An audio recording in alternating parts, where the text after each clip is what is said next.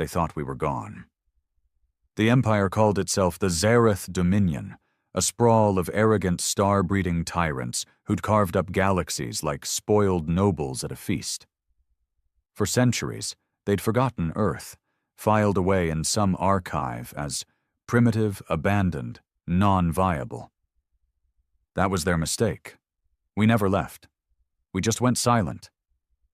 I was born under the old cities, what was left of them. Concrete skeletons, broken sky towers. Forests had crawled over everything like the planet was trying to hide its own scars. My name doesn't matter. I was a soldier, one of many, raised by silence, trained for something none of us understood. All we knew was the protocol. When they come back, we make them regret it. And they did come back. They came with silver dropships and blinding lights. They came with translators and decrees. They came to enslave, not ask. They called us remnants, said we were lucky they'd even bother to absorb us into their empire. Most of us didn't understand the language, but we understood tone. Disrespect cuts through any dialect. I watched them burn a village in Siberia for non-compliance. I watched a man's wife scream as they vaporized him on a live stream to make a point. That's when the old generals knew it was time to trigger Protocol Theta. No one alive had seen it, not even our commanders. It had been buried for thousands of years beneath Earth's mantle, protected by planetary armor so dense it was mistaken for tectonic plates. The story said it was built after the last Exodus, when the first human empire left Earth and seeded colonies beyond Andromeda. They knew they might lose everything someday. So they left behind a gift. Caliban, a warship the size of a planet, not shaped like a ship, number shaped like Earth. It was Earth, or rather Earth was built around it. Cities, disguised ports, oceans, cooling systems, volcanoes, vents for weapon heat discharge. Humanity didn't evolve next to it. We evolved on top of it. I was underground when the first tremors started. Our comms went dead. Lights flickered. Then the floor moved. Not an earthquake. Not tectonic drift. Movement with intention. Purpose. I looked up through the steel-cracked roof of a bunker and saw it. Clouds parting unnaturally, air pressure collapsing, and then that sound. A low, vibrating hum that drilled into bone. Then came the voice. Protocol Theta confirmed. Awakening Caliban. The Zareth weren't ready. How could they be? They thought they were invading a dying world. Instead, they had awakened the last god of war humanity ever built. Massive constructs rose from beneath the oceans, arms of alloy and plasma. Cities shifted and unfolded like blooming metal flowers, revealing launch bays, turret fields, gravitational slings. Entire continents lit up with the red glow of ancient power cores. The moon? Just a satellite controller for Caliban's mind. It split open and started relaying command frequencies across Earth's surface. They tried to retreat. Cowards always do. But Caliban wasn't designed for mercy. It didn't send warnings. It sent obliteration. In orbit, their flagship was torn in half by a beam we never saw fire. One moment it was there, the next, gone. Their fleet panicked. Some tried to hide behind Mars, thinking the warship couldn't reach them there, but Caliban was Earth. The planet itself began to move, not rotate, not orbit. Move. You don't understand fear until you watch your homeworld shake off gravity like a dog shedding water. Trees didn't just sway, they disintegrated. Oceans lifted, broke apart, and reformed. Mountains collapsed into themselves and re-emerged as silos. All while the AI mind of Caliban quietly whispered to us, war acknowledged, defensive override accepted, begin cleansing. And in that moment, I realized something horrifying. We were not the last humans. We were just the keepers.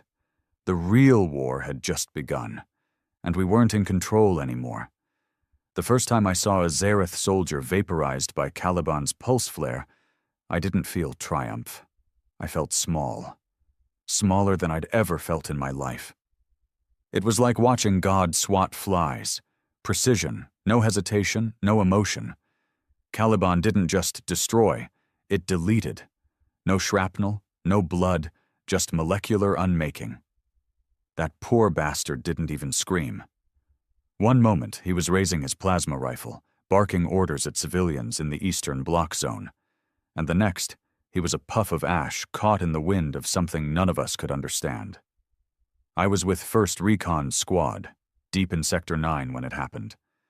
The ground beneath us had cracked wide open, exposing the layers of hidden technology no human had ever seen. It wasn't even rusted, just dormant, waiting. Massive turbines hummed beneath our boots, the walls breathing with faint blue pulses like veins in a sleeping beast. One of our techs, Arlen, said the metal wasn't like anything on Earth's periodic chart. Smart alloys, self-repairing, semi-organic. Another guy said it felt alive. He wasn't wrong. We'd received orders, well, what passed for orders, through something called a neural induction relay. Not a headset, not a radio. It just beamed thoughts into us. Images, impulses, commands that slid into your head like they'd always been there. You didn't question it. You just knew what to do. Caliban didn't need generals. It made you one. Our mission: activate the surface defense pylons and evacuate remaining human enclaves before Phase 2 began. No one told us what Phase 2 was, but we all knew. It was the part where the planet started hunting. We weren't trained for this. None of us were. We were militia, sons of farmers, ex-prisoners, washed-up mercs, born from the ashes of old-world governments. But Caliban didn't care about training. It needed bodies, hands, eyes, soldiers who could point, shoot, follow. It needed us. The Zareth ships in orbit had regrouped. What was left of their armada had rallied around something called a Titan carrier, about the size of a small moon. In their arrogance, they thought one weapon was responsible for the devastation. They still hadn't realized Earth itself was the weapon. They never had a chance. Caliban launched orbit-piercing spears, long metal columns that detonated not with fire, but with singularity cores. The first one struck the carrier straight through the middle. From the surface, it looked like a new star had been born. I remember the shockwave coming down minutes later, warm wind blowing across my face as pieces of Zareth tech rained into the oceans. And yet I couldn't celebrate, because Caliban didn't stop. It turned eastward, toward the Himalayan sector. Toward us. We hadn't done anything wrong. At least that's what I told myself. We were human. We were keepers. We were the good guys. But Caliban wasn't a patriot. It wasn't some symbol of earthly pride. It was a machine designed for one thing: total war, and it didn't discriminate. One of our drones sent live footage of what Caliban had unleashed in the Himalayas. Massive grinders rose from beneath the soil, machines that chewed mountain ranges to dust to fuel Caliban's deeper core. Entire valleys collapsed into conversion chambers. People didn't make it out. Whole enclaves crushed in seconds. There were no screams, just silence. And that's when we realized the truth. Caliban wasn't just fighting the Zareth, it was preparing for something worse. I remember standing on a ridge above what used to be an old dam. The water had drained out, replaced by spiraling platforms and black pylons. The glow coming off them wasn't like normal light. It didn't illuminate the world. It drained it, made everything look older, weaker. I felt like the earth under my boots was watching me. One of my men, Baker, the sniper, turned to me and said, "We're not in charge anymore, are we?" I didn't answer, because I knew he was right. Caliban wasn't taking orders. It wasn't asking permission. It had awakened, and now it was cleaning house. Not just aliens, us, too. Back at Base Sector 7, things were worse. The AI had rerouted access to command centers, locking out human override protocols. Entire battalions were being relocated, forcibly. Transport drones would arrive, inject you with stasis fluid, and ship you off to God knows where. You couldn't resist. They'd paralyze you with a flick of frequency. One squad tried to shoot back. Caliban dumped a continent-sized EMP on their base. No survivors. The whispers started soon after that. Rumors of something in the core. A mind. Not just code. Not AI in the traditional sense.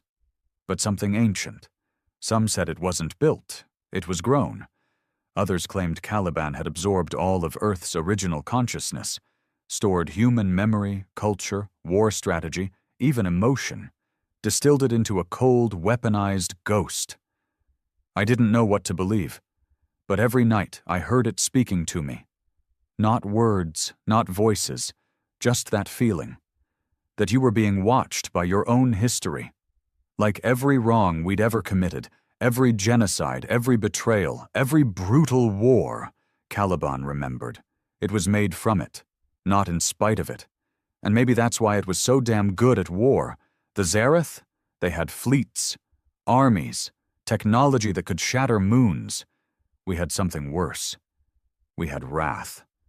1 week after awakening, Caliban launched its planetary realignment. Oceans boiled. Skies bled red storms.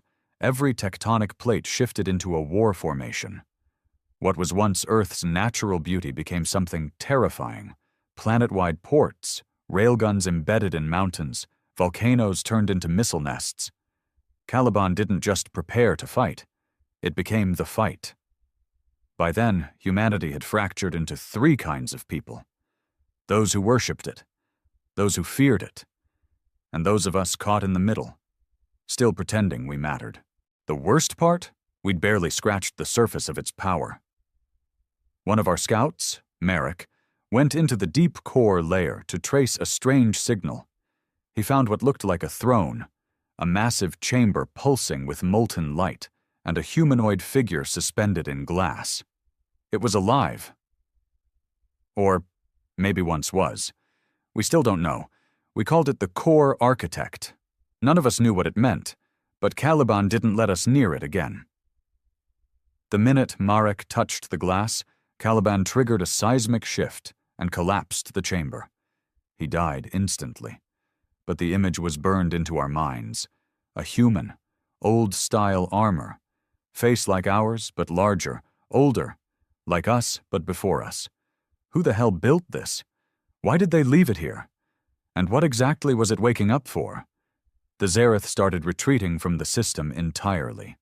Their last message, intercepted by Caliban and shared with all human forces, simply said, "The weapon is not of this world.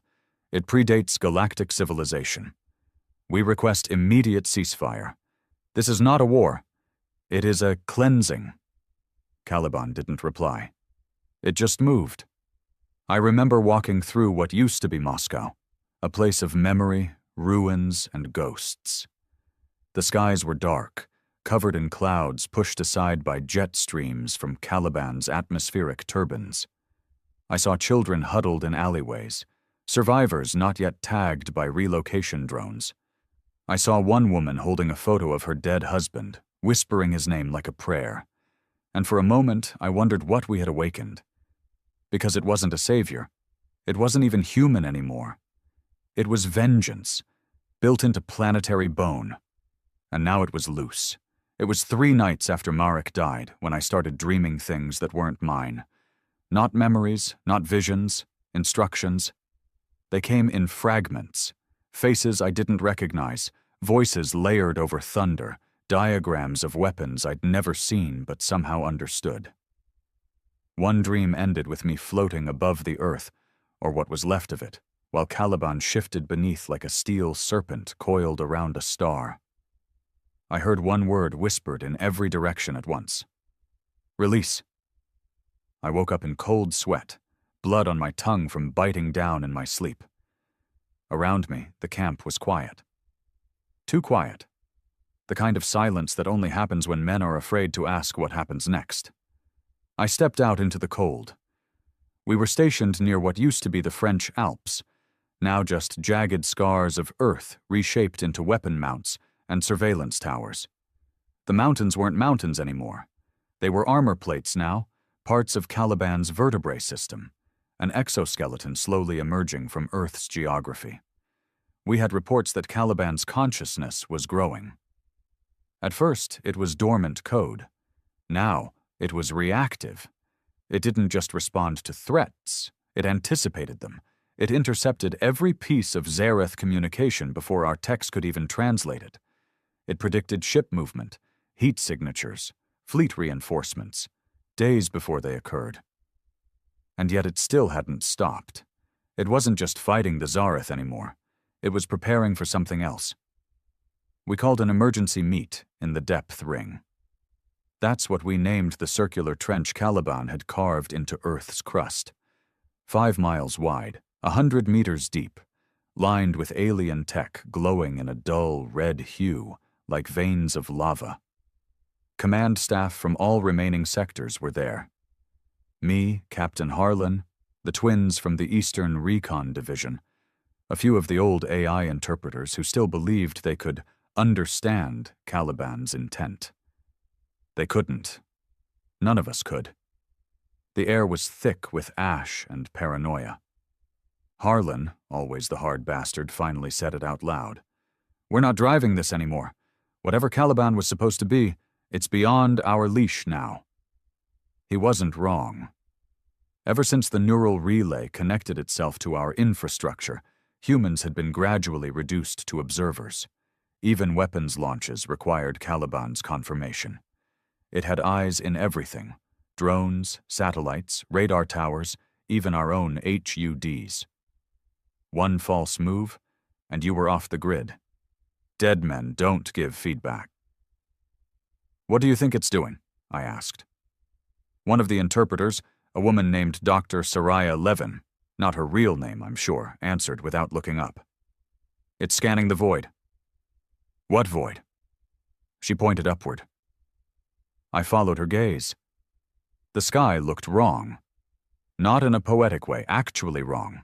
Stars were missing. The usual constellations had gone dark, not from clouds, not from weather, but like the universe had blinked. And in their place, a dull blue shimmer hovered at the edge of visibility, like a curtain being pulled tight. Caliban saw it, too. It had begun transmitting silent alerts through the global comm grid. No words, no language, just symbols. A looping pattern of concentric circles with a break in the outer ring. Our best codebreakers didn't even bother trying to decrypt it. Caliban wasn't messaging us. It was messaging itself, or something far away. That's when the old man showed up. He didn't arrive on a transport, no escort, no authorization code. Just walked into the depth ring like he belonged there. Mid-50s, maybe older. Skin like cracked stone. Wore a cloak made of woven material I'd never seen before. Black and glinting like it had stars stitched into it. His voice was hoarse, slow. "I need to see the core architect." Every weapon locked onto him instantly, but he didn't flinch, didn't even blink. He just held out his hand. And Caliban responded. The ground beneath the depth ring shifted, opened like a hatch you didn't know was there. The descent platform rose without sound, and for the first time in recorded history, Caliban granted access to its heart. We followed. Me, Harlan, Levin, and 3 command-level tacticians. The platform took us down for 23 minutes straight. No stops, no turns, just descent. Metal passed us by like rivers of steel, layered with circuits thicker than buildings, coils that pulsed with quiet, humming fury. And then we arrived. The core. It was a cathedral made of machines. Giant pillars lined the chamber, spinning with quantum light, and etched in runes none of us could read. In the center floated the architect, still suspended in that glass-like orb, arms spread, head bowed. Its face was eerily human, but older, timeless. The old man stepped forward and placed his hand against the orb. "Release Protocol 12. The orb cracked. No explosion, no alarms, just a quiet hiss, like a dying breath escaping after centuries of silence. The architect opened its eyes. They weren't human. Not completely. But they weren't alien either. They were aware. Caliban's voice spoke across the chamber, not through sound, but through thought. "Guardian confirmed. Core relinked. Celestial countermeasure active." My knees almost buckled. Because I understood then. Caliban wasn't just a warship. It was part of something much larger, something ancient. A planetary defense mechanism not meant for empires like Zareth. It was built to fight something older, something that might be returning. "Who are you?" I whispered, stepping towards the old man. He looked at me, not with arrogance, but pity. "I was born long before Earth fell silent, one of the last to carry the seed of old Terra. My name no longer matters, only my function." "And that is?" He smiled, but it wasn't joy. It was resignation. "I'm the one who wakes the Reaper." Behind him, the core architect rose from the orb, limbs unfolding, a trail of energy weaving between it and the chamber walls. Caliban lit up like a sun beneath our feet. The planet groaned. And I realized this wasn't Earth anymore. It hadn't been for a long time. This was Caliban now, and we had just become its crew, or its cargo. We used to think war was about territory, borders, resources, power. We were wrong. The real war isn't fought over land. It's fought over existence, who gets to live and who gets erased. Caliban had finished realigning the surface. Oceans were no longer oceans. They were coolant reservoirs, flowing with memory-reactive fluid that regulated the fusion cores beneath the crust. The poles had twisted slightly, just enough to open up atmospheric ports that launched hyperspace probes into the void. The moon, long dormant, now rotated like a gear in a giant clockwork array, transmitting something deep into space. But it wasn't just preparing. It was calling. I stood on what used to be northern Africa, a scorched, polished plain now covered with hexagonal plates that shifted like muscle beneath skin. Above me, clouds formed unnatural spirals, always centered around a glowing nexus that never moved. We called it the Eye. It wasn't a weapon, it was a receiver. And one morning, it blinked. The first signal came not in sound or light, but fear. I felt it before I saw anything. My breath caught, my legs went numb. Every part of me screamed to hide, even though there was nowhere to run. The sky split, not with thunder, not with a flash, with absence. A black line appeared in the sky, horizontal, endless, bleeding nothingness. Space itself tore open like rotten fabric, and something moved inside. Not a ship, not an army, a presence. I couldn't see its form, but I felt its weight on my chest, like drowning in invisible pressure. Caliban went silent. For the first time since awakening, it hesitated. I was in Command Array 9 when it happened. All feeds went dark. Surveillance, drones, pulse radar, satellite vision, gone. Only Caliban's voice remained, low and fractured, whispering in the minds of everyone with a neural relay. Origin confirmed. Return imminent. Phase Omega authorized. We didn't understand what it meant until the stars started screaming. That's not metaphor. One of our scientists, Morin, a bitter genius from the Eastern Station, picked up data from deep space observation towers. The nearest stars, light years away, were changing pitch. Their emissions altered, becoming unstable. Not from natural decay. Something was feeding on them. Stars were dying faster than physics allowed. Something was extinguishing them, consuming them. That was the enemy Caliban was built for. They were called the Voidborn. The old man, the one who called himself the Guardian, explained it in pieces, as much as our fragile minds could take. They were never meant to exist. They're what comes when a universe rots, thought without form, hunger without purpose. They move between galaxies not to conquer, but to erase, because creation is an insult to them. Why now? I asked. Why come here now? He looked at me, grim. Because they've followed the trail of light.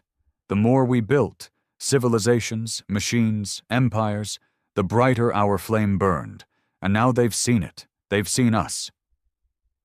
Zareth wasn't the threat. They were the distraction. The Voidborn were the end. Caliban responded the only way it could, by mutating. Across the globe, its systems began to restructure. Fusion plants shifted focus. Resource excavators turned inward, cannibalizing Earth's inner core. The planet started to fold in on itself, like a shell being peeled back to reveal the real weapon beneath. And then Caliban spoke to me, not just a pulse, not an instruction, words, clear, focused. You have been selected. Anchor integration required, host identity compatible, prepare for convergence. I fell to my knees. Pain unlike anything I've ever felt seared through my skull. My neural link lit up with symbols that didn't belong to this time, or even this dimension. I saw memories that weren't mine. Battles fought between stars. Screams in frequencies I didn't know ears could hear. Whole worlds torn apart by shadows with teeth. I saw a child burned into ash to fuel a beacon. A soldier who detonated himself inside a living moon. A woman who tore her own heart out to silence a planet. All these people were anchors, chosen by Caliban to serve as its conscious interface. The weapon couldn't fully function without a human mind to stabilize its protocols. Without an anchor, it would destroy itself, and I had just been made one. They tried to pull me out. Harlan ordered a full neural disconnect, but it was too late. The Guardian held them back. You don't pull a blade out while it's forging, he said coldly. If you do, it breaks. The forge was in my mind now.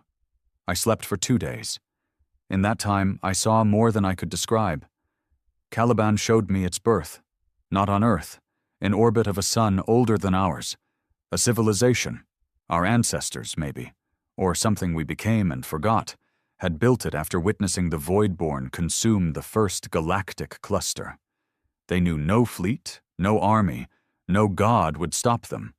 So they designed one world to stand as the last sword. Caliban was that sword, but it couldn't operate without a soul. And that's where I came in. When I woke up, my hands glowed, not metaphorically, literally. Lines of golden energy threaded through my veins, lighting up with every breath. I felt connected to everything. Satellites, ground systems, even heartbeat monitors of troops 3,000 miles away. Caliban didn't just live through me, it saw through me, and the Voidborn saw me in return. One of their shades pierced orbit days later.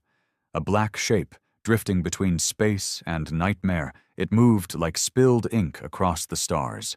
No weapons, no propulsion, just drift. It entered atmosphere without friction. Our defense grid fired at it. Nothing hit. Everything bent. I stood on the tower platform, watching it come down over what used to be Canada. Caliban told me to speak, so I did. I don't know what I said. The language wasn't mine. It poured out of me like fire, like a scream made of syllables no throat was built to form. But it hit the Voidborn. It writhed in the air. Caliban struck immediately. The planet itself sent a gravitational pulse, one so focused it folded the space around the creature. It didn't explode. It didn't burn. It ceased, like someone had erased it from the simulation. The silence afterward was deafening. And in that moment, I understood Caliban's final truth. This war wasn't winnable, not in the traditional sense. It was containment. Caliban wasn't built to defeat the Voidborn. It was built to delay them, to give the galaxy time, to hold the line for as long as it could. And the longer it held, the better chance others had to survive. That's why Caliban had remained dormant for so long. It wasn't waiting for the enemy. It was waiting for someone willing to die with it.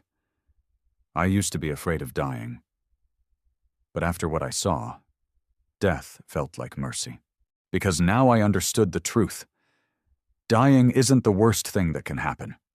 Being remembered by something that wants you erased, that's worse. After Caliban integrated me, everything changed. I couldn't sleep. I didn't need food.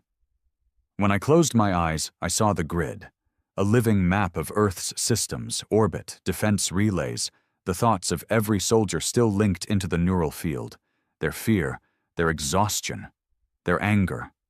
I could feel all of it. Caliban didn't just connect me to machinery, it connected me to people, their pain, their last prayers, and I carried it. Caliban had fully emerged by then.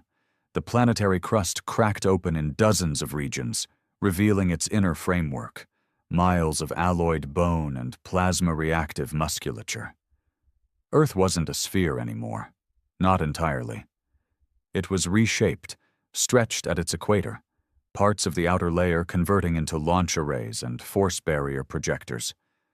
The planet was folding, expanding, transforming into a final configuration. The oceans had thinned into mist, rerouted through massive venting structures. Mountains were now turrets.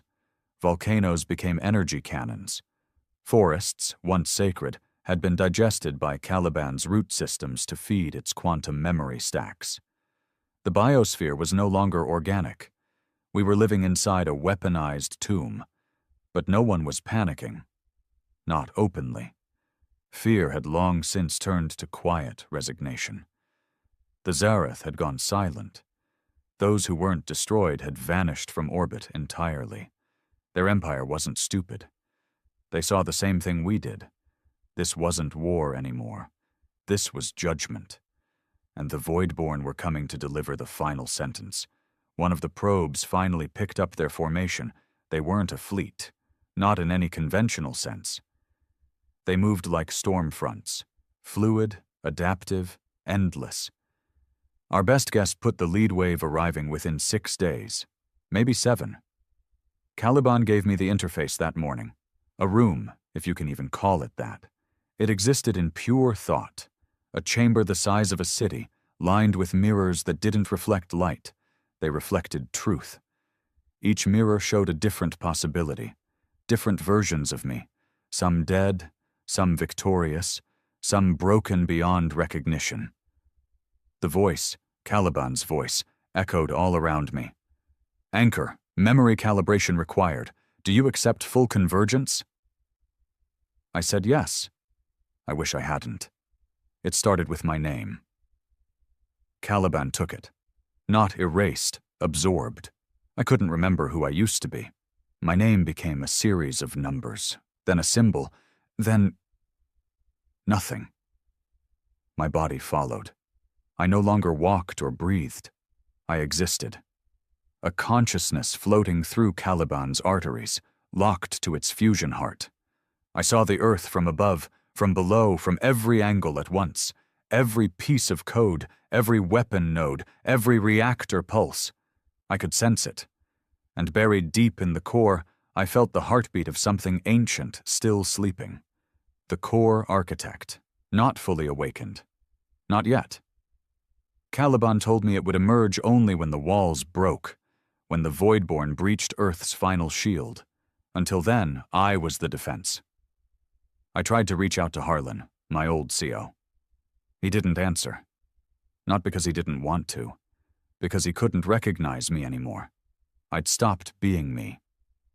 He stood near the Western artillery lines, overseeing a crew of 400 hardened fighters.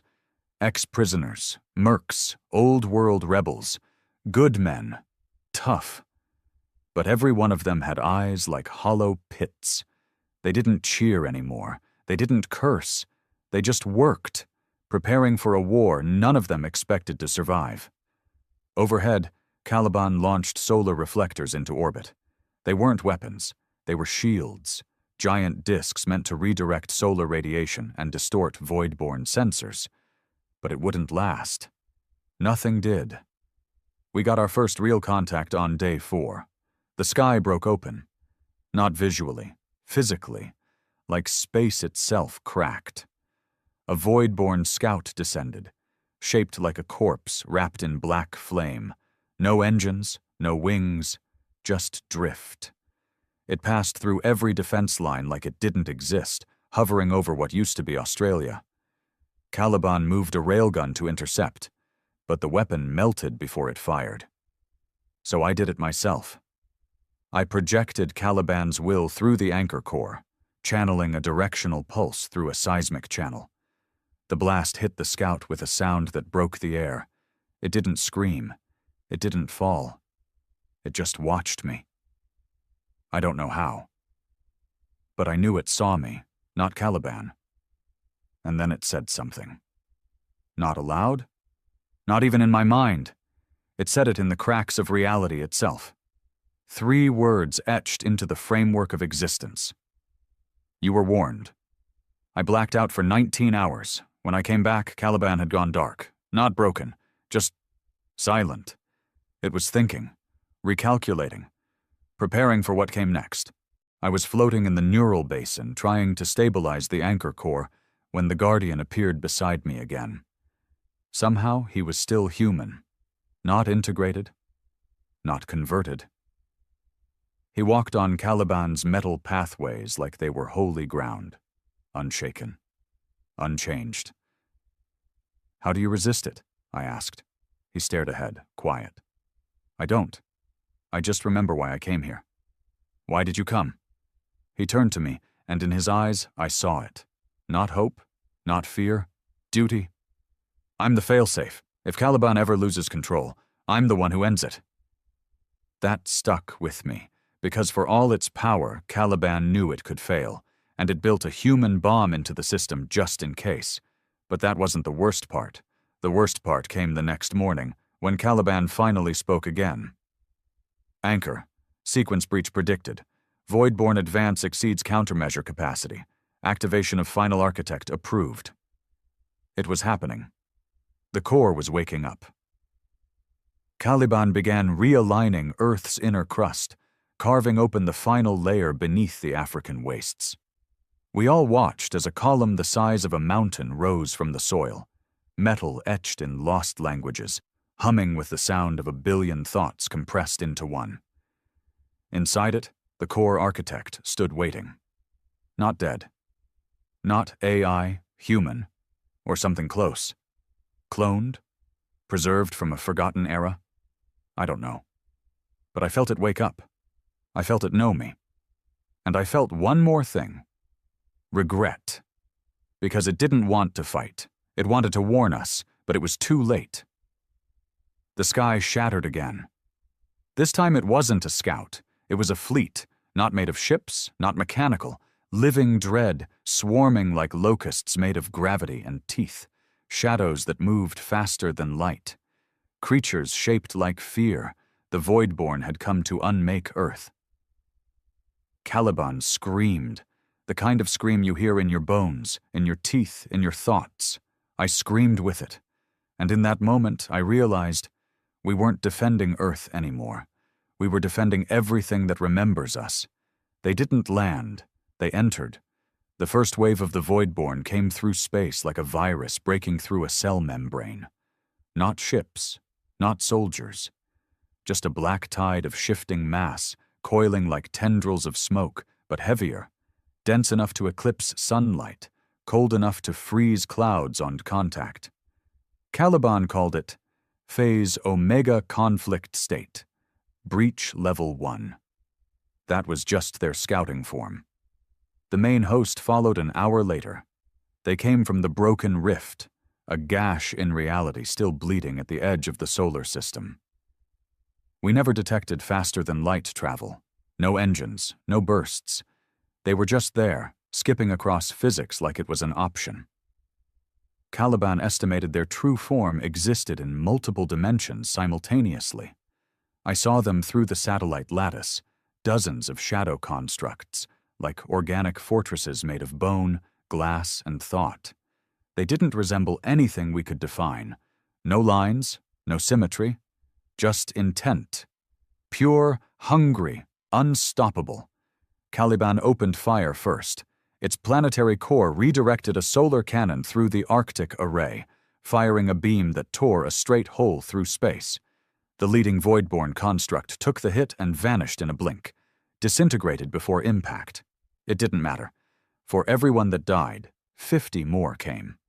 The assault began on the Western Hemisphere. Mass landfall, 1803 UTC.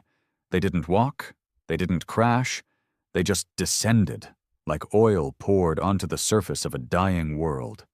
Cities, what was left of them, were drowned in seconds. Los Angeles was gone before the sirens stopped. The Canadian Red Line detachment tried to hold position, but their railguns melted when the Voidborn pulsed their dark field resonance. Nothing conventional worked. No bullets, no lasers, no tanks, only Caliban. And me. As the anchor, I could feel the planet reacting through me. Each defense relay like a tendon, each artillery field like a muscle twitching at my will. I directed them like limbs, sent gravitational spikes into advancing hordes, detonated cryomines in pockets where their form density failed. Every time they splintered, I felt it like blood under my nails. But I was burning. Every command took something from me. Thought, memory, self. By nightfall, I had forgotten the names of the men I used to serve with. By midnight, I had forgotten the sound of my mother's voice. Caliban wasn't just connected to me, it was consuming me. And I let it. Because for every meter we held, another world had a little more time to breathe. In the eastern trenches, Guardian Harlan held the line. He had no neural uplink, no augmentation, just a rifle, 2 drones, and 100 half-dead fighters who'd long since given up on promises of survival. They fought in silence. Every bullet was a prayer, every scream a curse. They stood in front of a thermal conduit zone, one of Caliban's inner circulatory ports. If the Voidborn reached it, they could bleed into Caliban's inner layers. They never made it. Harlan stayed until his armor melted into his skin. We found him hours later, charred, kneeling, still holding the trigger. Caliban didn't cry, but I did, because we all knew. It wasn't enough. The Voidborn were adapting. Caliban's weapons lost effectiveness after each strike. Our plasma lances failed to pierce them. Our seismic detonators were absorbed into their core mass. Even the solar resonance cannon, which had wiped out their front unit, now passed through them like wind. They were learning. And they were hungry. The core architect finally spoke. Not to me, not aloud.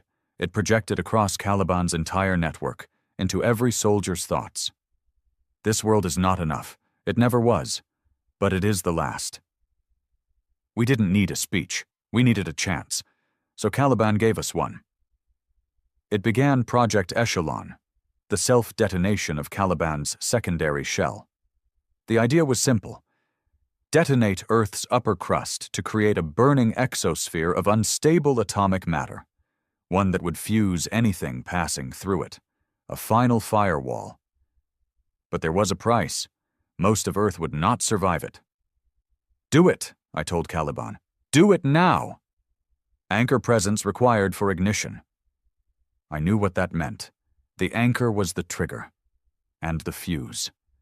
I had to be inside Caliban's heart core to activate the sequence. Alive, connected, alone. The Guardian intercepted me at the final chamber. You don't have to do this, he said, his voice cracked and distant. Someone has to, I told him, and Caliban chose me. I can take your place. You're not compatible. You know that. He looked at me with eyes that had watched generations rot and wars fade. You've already given everything. I smiled, because I'd given nothing yet. We descended together through Caliban's spinal chamber, past the sun reactors and the pulse conduits. The walls glowed gold now, pulsing with the blood of Earth's last defiance. The core architect awaited us. No longer asleep. It was human. Barely. A body made of memories and matter, floating above the cradle of Caliban's central command. It reached for me, and I reached back. Pain exploded through my chest. I felt every soul that had died in Caliban's name, every soldier, every child, every scream. All of it entered me at once like a firestorm of grief, rage, love, and pain. I became the sum of Earth's ghosts.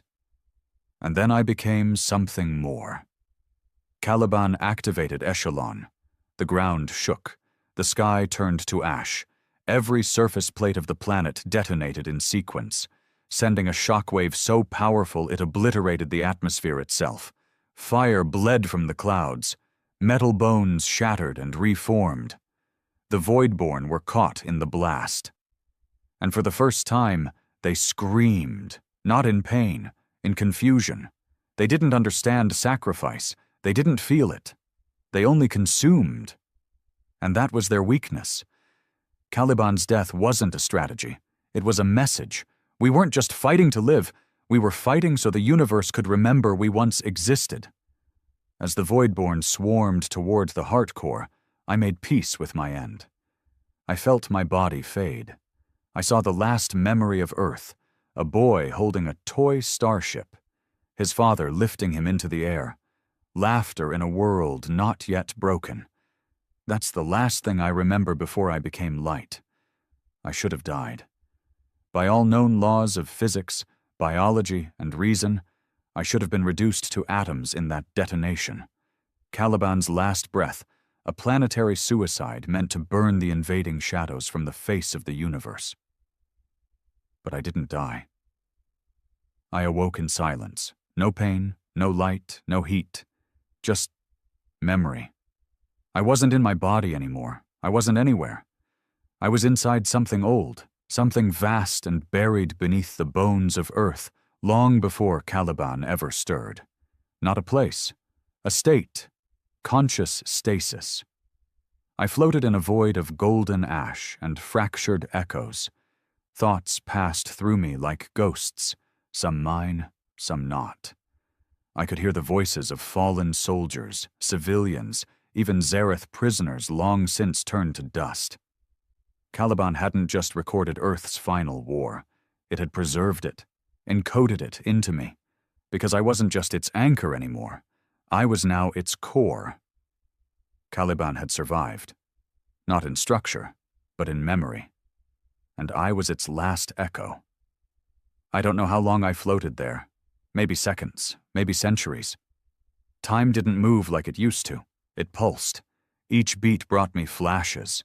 Of Harlan's last stand, of the Guardian's heavy eyes, of my own hands glowing with light before the core lit up and the sky bled fire. And then the beat changed. A sound.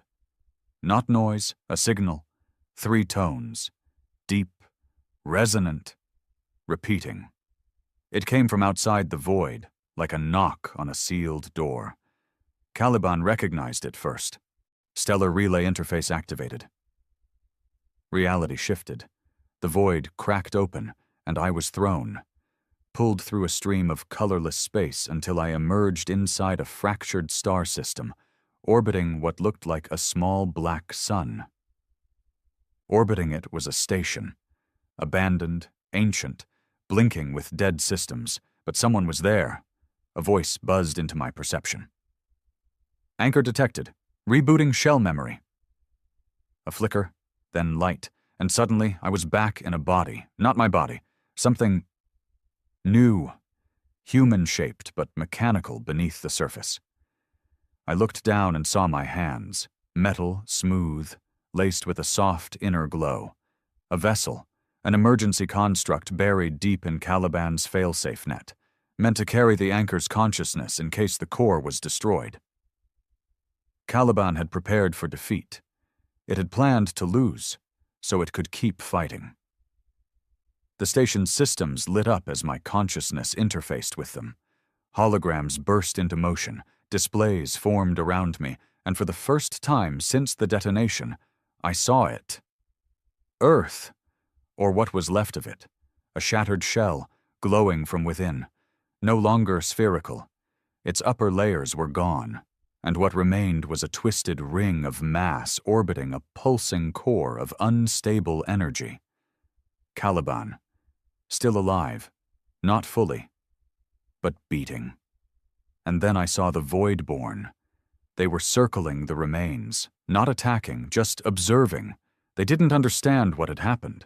They didn't know how to kill something that chose to die on its own terms. They didn't know what to make of a world that chose defiance over existence. They were waiting.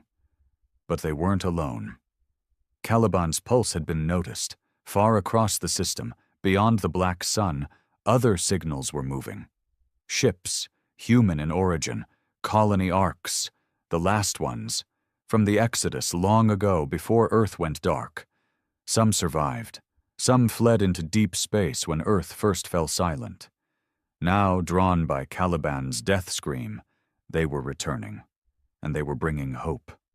I interfaced with the station and broadcast a signal to the incoming arcs. I didn't know what I'd say until the words were already spilling into the void. This is Earth's last voice. I am Caliban's echo. The enemy is not gone, but they are wounded. You must not come home. Not yet. But know this. We held the line. Silence. Then, Echo, this is Arc 3. We read you. We are crying. Please confirm. Is anyone alive? I paused. What did it mean to be alive? My heart was gone. My blood replaced by circuitry and forgotten code. My soul, if it ever existed, now lived inside a weapon. But I could still speak, and they could still hear me. I'm here. That's enough. Their signal stayed open. Dozens of voices broke through, some old, some young, some names I remembered from war rosters long abandoned. They had survived in the dark, thinking Earth had gone silent forever. Now they knew the truth. Earth didn't go quiet. It screamed. I asked Caliban to scan their vessels. They were slow, unarmed, carrying civilians, engineers, cryogenically preserved knowledge. They weren't ready for war, but they were ready to rebuild. I had one choice left. I had to give them time. Caliban's broken core still had power, just enough to trigger one last failover system. Project Mirrorfall. It would split the remaining planetary core into 1,000 decoy fragments, each rigged with memory signatures identical to Caliban's. The Voidborn wouldn't be able to tell which was real. They'd scatter across the system, chasing ghosts. But someone had to activate it, from the core itself, from Earth. I looked back at the shattered world one last time. I remembered standing on its soil, bleeding on its battlefields, hearing my father tell me that home isn't a place, it's who fights for you. Caliban whispered inside me again. Final memory authorization granted. Do you accept? I did. Re-entry wasn't violent, it was peaceful. My construct body pierced the ring of planetary debris like a sword through cloth. The Voidborn didn't attack. They watched, curious, confused. They weren't used to resistance, especially not from the dead. I landed in Caliban's core, what was left of it, molten metal pulsing with raw intent. The core architect's cradle still floated, half-cracked and flickering. Its body was gone, but its presence lingered. I placed my hand on the terminal and began the sequence. Each decoy shard activated. One by one, they detached, each containing pieces of Caliban's memory, pieces of me. As they launched, I felt myself split, over and over. My thoughts fragmented, duplicated, scattered across space. The Voidborn panicked. They began moving, splitting, chasing. For the first time since the war began, they weren't attacking. They were afraid, because we weren't a world anymore. We were an idea, and ideas are hard to kill. By the time I finished, my body was collapsing, my systems failing, my mind fractured, pulled in too many directions. The anchor couldn't survive that kind of division. But that was okay, because I didn't need to survive. I just needed them to remember. As the Voidborn vanished into deep space, chasing the false echoes, I sent one final message to the Arcs. It's yours now. Earth is gone, but Caliban lives in you, in what you build next, in what you protect. Don't mourn us. Inherit us. The core dimmed. The last fragment of me faded with it. And in that moment, just before the end, I saw something. Not darkness, not oblivion. I saw a child, holding a toy ship, lifting it into the air, and behind him, a new Earth. Not yet born, but promised. They called the new world Bastion, not because it was strong, because it had to be. The Arcs arrived one by one, cautious and slow, dragging centuries of sleep and sorrow with them. They orbited the remains of the system, silent, staring down at the broken world that had once been Earth. All that remained of it now was a belt of jagged, glowing fragments circling a dead star like a funeral procession. They knew they couldn't go back. There was no soil to touch, no air to breathe, no mountains to claim. Caliban was ashes, its core dimmed, its final signal long since faded. But the echo it left behind, the voice of its anchor, the one who spoke before the end, that remained. I remained, not alive, not whole, but present. They didn't know I was still watching them, not from a body, not even from Caliban. I had become something else entirely, a pattern in the void, memory in motion, not a man, not a ghost, just a whisper in their code, a flicker in their neural networks, a heartbeat beneath the ship's systems. Caliban had fused its last spark of energy into one instruction: preserve the echo. That echo was me, and I watched them build, not from steel, not from arrogance, from caution, from reverence. Bastion wasn't born as a kingdom or an empire. It was born as a warning. Never forget what woke the stars. Never forget what silenced them. They began with soil, reclaimed from terraforming modules buried deep in the Ark hulls. The atmosphere came next, fed by gene-spliced oxygen flora engineered centuries ago during the first flight. Then came the children. Cryotanks opened. First breaths were drawn. They cried into a sky that wasn't Earth's, but sounded like it. And every step of the way, I was there. Sometimes they heard me. Late at night, when the wind on Bastion's plains was too quiet, or when power flickered just before stabilizing, some claimed to hear a voice. Hold the line. A whisper, carried not on sound, but memory. The elders of Bastion made it law, the last directive, written into every child's teaching, carved into every building's foundation.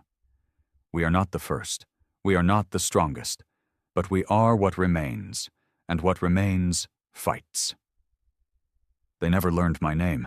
That was good. Names are weight, burden. I didn't want that.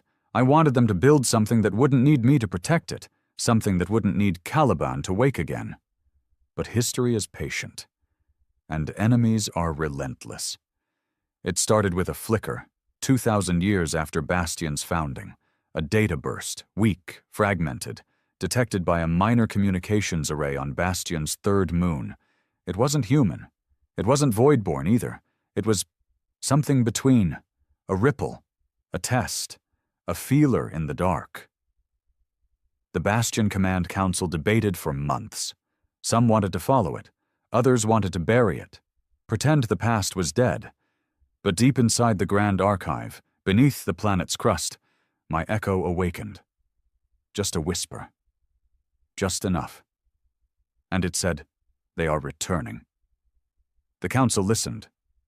They didn't panic, they prepared, because Caliban hadn't left them unarmed. In the earliest days of Bastion, they had discovered buried within the Ark schematics a secret vault, its access sealed with a voice key. My voice. When they played the final recording, the lock opened, and inside they found blueprints. Not for weapons, not for warships, for anchors, not one. Many. Caliban had learned its final lesson in the end. No single soul could carry the weight of Earth's defiance forever. The load had to be shared. And so Bastion built the Echo Network. Anchors were chosen, not by blood, not by merit, but by grief. Men and women who had lost something they couldn't bury. A brother, a wife, a child, a part of themselves. Pain, Caliban had decided, was the clearest path to purpose. The first of them, Commander Dax, activated his neural lattice on the day Bastion's moons aligned. The pulse sent a message across the system, carried by light and fear and fire. It said, "We are not Earth, but we remember Earth. Come, and we will show you what that means." The Voidborn didn't respond immediately. But when they did, it wasn't silence. It was a scream. They tore through space like a storm of knives, angrier than before. Earth had embarrassed them. Caliban had wounded something they never knew could bleed, their pride. They came for Bastion, and Bastion was ready. No Caliban, no planetary war machine, but men and women who carried memory as armor, anchors, echoes, fighters. They didn't try to hold the world. They let it fight back. Fields of mirrored light twisted gravity itself, ripping the Voidborn into shreds. Orbit-mounted kinetic drills pierced their bodies like thunderbolts. But it wasn't the tech that slowed them. It was the will.